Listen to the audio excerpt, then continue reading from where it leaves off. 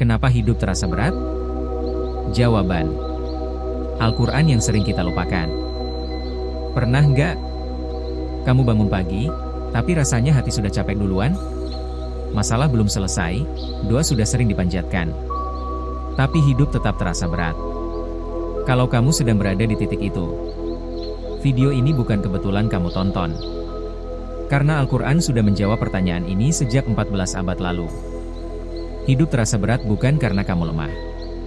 Banyak orang kuat, tapi tetap merasa hancur di dalam. Ada yang lelah mencari rezeki, terluka karena manusia, kecewa karena doa belum terjawab, atau merasa jauh dari Allah tanpa tahu sebabnya.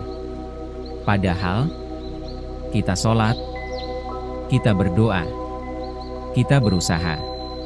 Allah berfirman dalam Quran Surat Al-Baqarah 155. Dan sungguh kami akan menguji kamu dengan sedikit ketakutan, kelaparan, kekurangan harta, jiwa, dan buah-buahan. Dan sampaikanlah kabar gembira kepada orang-orang yang sabar. Perhatikan satu hal penting. Allah tidak berkata, jika. Tapi, sungguh kami akan menguji. Artinya, hidup berat bukan tanda Allah benci. Hidup berat adalah bagian dari iman.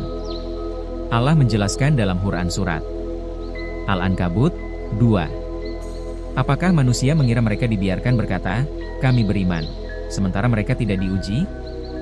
Ujian itu untuk membersihkan dosa, untuk menaikkan derajat, untuk mendekatkan kita kembali kepada Allah.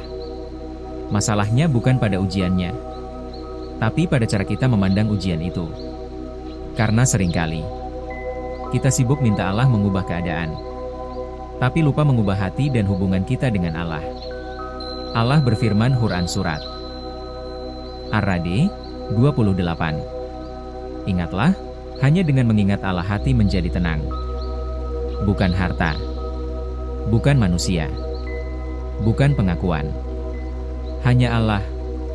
Coba jujur ke diri sendiri. Kapan terakhir kita curhat ke Allah tanpa pura-pura kuat? Kapan terakhir sholat tanpa tergesa-gesa? Kapan terakhir membaca Al-Quran bukan karena kewajiban, tapi karena rindu? Kadang hidup terasa berat karena kita terlalu sering bersandar pada dunia dan lupa bersandar pada Allah. Kalau hari ini hidupmu terasa berat, itu bukan tanda Allah menjauh. Bisa jadi Allah sedang menarikmu agar lebih dekat. Allah tidak pernah meninggalkanmu. Kita saja yang sering berjalan terlalu jauh. Kalau video ini menyentuh hatimu, semoga menjadi pengingat bahwa kamu tidak sendiri. Tulis di kolom komentar, aku sedang belajar sabar, sebagai doa untuk diri kita bersama. Jangan lupa subscribe, karena kita akan sama-sama belajar pulang kepada Allah.